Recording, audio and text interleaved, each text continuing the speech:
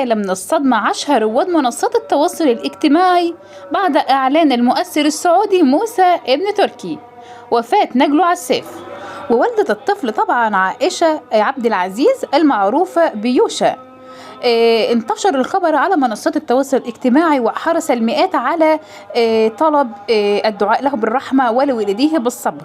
اشتهر الطفل الراحل البالغ من العمر 17 شهرا فقط كونه ابن اثنين من مؤثري منصات سناب شات، ما جعل المتابعين يشهدون مراحل نمو منذ ولادته بشكل مستمر. وكتب موسى بن تركي عبر حسابه على منصات السوشيال ميديا: إن لله وإنا إليه راجعون، لله ما أخذ وله ما أعطى وكل شيء عنده بأجل مسمى. انتقل إلى رحمة الله ولدي عساف، أسأل الله أن يجعله شفيعا لوالديه وأن يجعله طيرا من طيور الجنة ويجبر قلوبنا جبرا تعجب منه أهل السماوات والأرض. وكانت صلاة الجنازة على عساف عقب صلاة عصر يوم السبت الماضي في مسجد الراجحي، ودفن في مقبرة النسيب بمدينة الرياض.